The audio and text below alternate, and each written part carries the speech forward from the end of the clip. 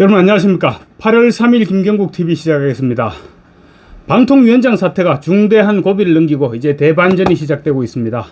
좌파들의 파상 공세를 물리치고 우여곡절 끝에 이진숙 방통위원장 임명됐죠. 이진숙 위원장은 임명 직후 정면 돌파로 방통위 사태 해결에 뛰어들었습니다. 이진숙 위원장은 임명되자마자 불과 6시간 만에 정광석화처럼 MBC 대주주인 방송문화진흥회 이사진 6명 임명안과 KBS 이사진 7명 추천안을 의결하면서 MBC 정상화의 기반을 닦았습니다. 조만간 MBC 경영진이 교체되면 대대적인 혁신을 통해서 공영방송으로 거듭나거나 아니면 민영화를 통해서 MBC가 변신해 나갈 수 있도록 할 것입니다. 물론 언론노조가 장악한 MBC가 내부 반발과 언론노조 차원에서의 강경투쟁 이런 걸로 해서 만만찮은 저항이 뒤따를 것이기는 합니다. 그렇지만 이진숙 카드는 결국 성공할 수밖에 없을 것이고 대반전의 시작은 이제 시작됐다고 볼 수 있습니다.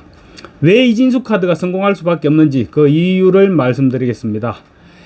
개혁신당을 제외한 민주당과 진보당, 조국혁신당, 사회민주당, 새로운미래, 기본소득당 등 야6당이 이진숙 임명 다음 날, 바로 다음 날이죠. 탄핵소추안을 발의하고 이틀 만에 탄핵안을 가결시켰습니다. 민주당 등은 지금 방송 장악 프레임을 윤석열 정부에 뒤집어 씌우려고 하고 있습니다. 그렇지만 집권하자마자 방송 장악 실행 문건을 만들고 또 그 문건대로 언론 노조와 유관단체를 동원해서 공영방송 이사진 그리고 경영진을 협박해서 내쫓았고 비언론 노조 인사들을 좌천시켰던 것은 바로 민주당 정권이었던 문재인 정부 때의 일이었습니다.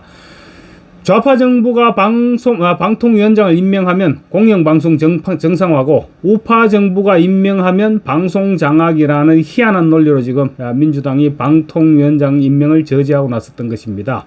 그러니까 내로남불 정당이라는 오명을 떨칠 수가 없는 것이죠. 정혜전 대통령실 대변인이 이렇게 얘기했습니다. 방통위원장이 근무 단 하루 동안 대체 어떻게 중대한 헌법 또는 법률 위반 행위를 저질렀는지 묻고 싶다. 북한이 오물풍선을 보낸 것과 야당이 오물 탄핵을 하는 것에 무슨 차이가 있느냐 이렇게 강하게 비판했습니다. 충분히 설득력 있는 주장이죠. 그래서 이진숙 신임위원장은 물러서지 않고 헌법재판소의 탄핵 판단을 받아보기로 했습니다. 전임 이동관, 김홍일 전 위원장이 탄핵안이 처리되기 전 자진 사퇴로 탄핵을 무력화시켰던 것과는 다른 방향이죠. 이진숙 신임위원장은 취임 직후 박문진 이사진을 임명하고 KBS 이사진을 추천하는 등 급한 불은 껐습니다. 그리고 MBC 출신인 이 위원장이 MBC 정상화의 적임자 이런 평가도 받고 있죠.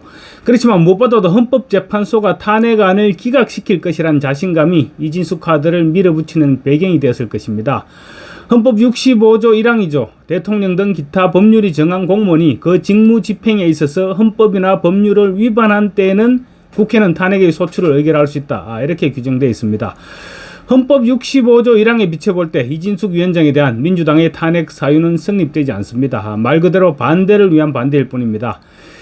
이진숙 탄핵안에 드러난 탄핵 사유는 3가지 정도입니다. 먼저 대통령이 임명한 상임위원 2인 체제에서 임명 당일 공영방송 임원 선임 안건을 의결한 것은 방통위 설치법을 위반했고, 그리고 이진숙 위원장 당사자에 대한 기피 신청이 있었는데 본인이 기피 신청 의결에 참여해서 기피 신청을 각하해서 방통위법을 위반했다는 것. 그리고 이진숙 위원장이 MBC 재직 시절 파업에 참여한 기자와 PD를 대량 해고한 점을 미루어 공영방송 이사 선임에 공정할 수 없다 이런 주장이었던 것인데 국회목 방통위원을 추천하지 않아서 방통위를 2인 체제로 방기한 당사자가 바로 민주당입니다. 그런 민주당에서 2인 체제의 안건 의결이 위법했다 이런 주장은 억지라는 사실 민주당 자기들도 잘 알고 있을 것입니다. 민주당이 자신들이 추천해야 할 방통위원 2명을 추천하지 않고 국민의힘 추천목 1명에 대해서까지 추천하지 못하게 하는 것은 결국 국가기관인 방통위를 무력화시키겠다는 전략적인 판단에서입니다. 특히 상식적으로 볼 때도 업무 시작 하루 만에 탄핵 사유가 발생했다는 것은 상상할 수 없는 일입니다. 노무현 전 대통령 탄핵 심판 당시 헌법재판소가 이렇게 판결을 했습니다.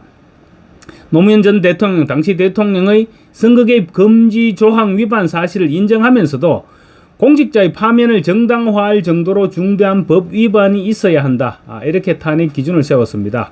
그런데 야당이 제기한 이진숙 위원장의 탄핵 사유 등은 중대한 법 위반으로 보기는 어렵다는 주장이 압도적입니다.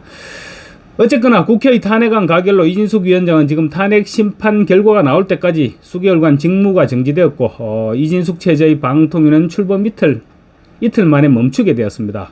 그렇다고 언제까지 민주당의 공세에 밀릴 수는 없죠. 당장 연말로 예정된 MBC 제어가 심사가 미뤄지면 불안한 것은 오히려 MBC 쪽이 될 것입니다. 민주당은 어떻게 하더라도 MBC 경영진을 사수하려고 방통위원장이 선임될 때마다 탄핵 소추안을 발의해왔습니다. 방통위가 박문진 이사를 선임하고 박문진 이사들이 MBC 사장을 선임할 수 있는 권한이 있기 때문입니다. 그렇지만 이진숙 위원장은 취임 6시간 만에 박문진 이사진을 임명하고 KBS 이사진을 추천했습니다. 본인이 중요하게 여긴 소기의 목적을 달성했기 때문에 방통위원장으로서 가장 시급한 일은 해결한 셈입니다. 따라서 헌법재판소의 결정을 기다려보자는 쪽으로 지금 전략을 수정했다. 그렇게 볼 수 있을 것입니다. 결국 민주당 입장에서는 박문진 이사진 선임을 막기 위해서 방통위원장을 탄핵하려던 시도가 이진숙 위원장에게는 통하지 않게 된 것입니다. 결국 이진숙 위원장에 대한 민주당의 탄핵 소추안 가결은 실익이 없다, 이런 평가가 가능할 것 같습니다. 그렇지만 민주당 입장에서 볼 때는 기호지세의 형국이었다고도 볼 수 있을 것입니다. 사흘 동안 청문회를 실시하면서 온갖 반대 논리를 내세워왔는데 아무 일도 없었던 것처럼 발을 뺄 수도 없지 않았느냐, 그런 분석도 가능해 보입니다.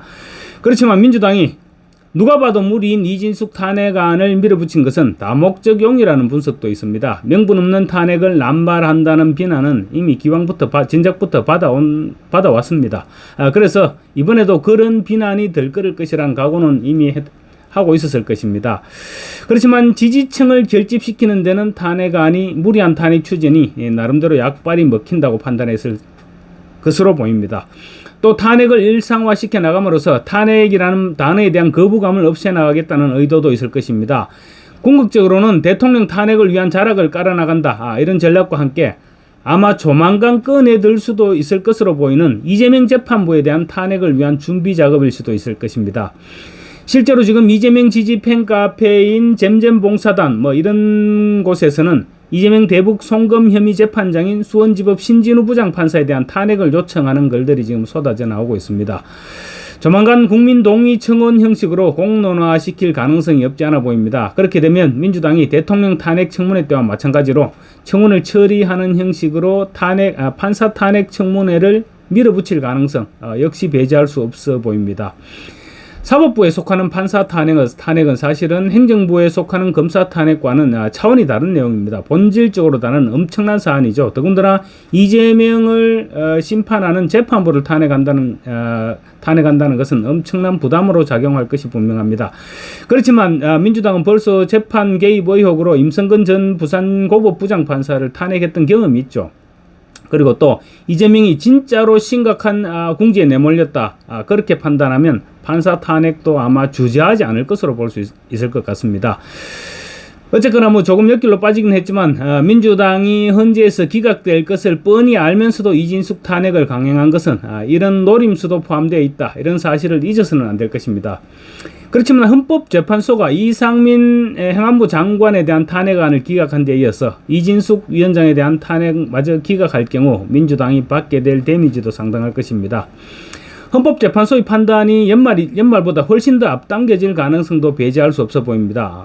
취임 이틀째 탄핵안을 발의했죠, 이진숙 위원장에 대해서. 그래서 사흘째 되는 날 국회에서 통과됐는데 헌법재판소에서 판단할 내용이 없습니다. 이틀 길어야 사흘치인데 이 업무를 본 것은 첫날 취임 하루뿐입니다.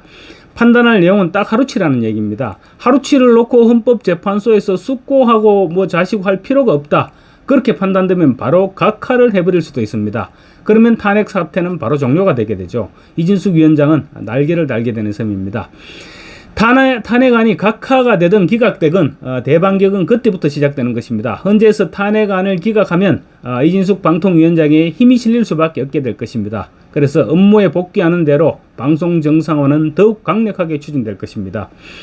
이진숙 위원장의 직무정지와는 별개로 오는 13일부터는 신임 박문진 이사진의 임기가 시작됩니다. 신임 박문진 이사들은 임기가 시작되는 13일 곧바로 이사회를 열어서 호선으로 이사장을 결정할 것으로 알려졌는데 지금 허익범 이사가 차기 박문진 이사장으로 유력한 것으로 지금 전해지고 있습니다.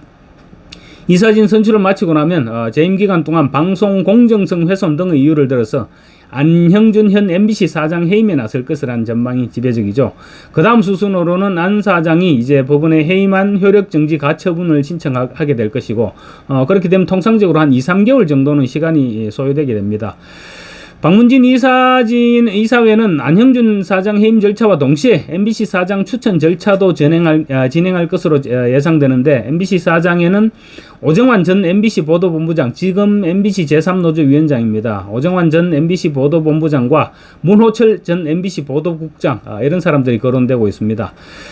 박문진 이사회가 신임 MBC 사장을 선출한다고 해도 민노총 산하의 언론노조가 신임 사장의 출근 저지, 과거 김재철 사장 때도 그랬습니다. 출근 저지 뭐 이렇게 하면서 극심하게 반발하겠죠. 그렇지만 어차피 대세는 되돌릴 수 없게 되어 있습니다. 민주당의 나팔수 역할을 해온 MBC를 정상화시키면 완전한 정권 교체에 이제서야 성큼 다가서게 되는 것입니다.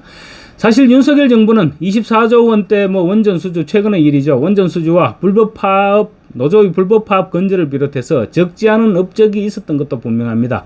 그렇지만 고비마다 MBC의 딴지 걸기로 실력만큼 평가받지 못했던 것이 사실입니다.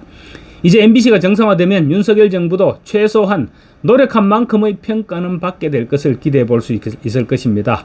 MBC 정상화는 어떻게 보면 정권 교체의 마지막 작업이다, 이렇게 볼 수도 있을 것입니다. 감사합니다.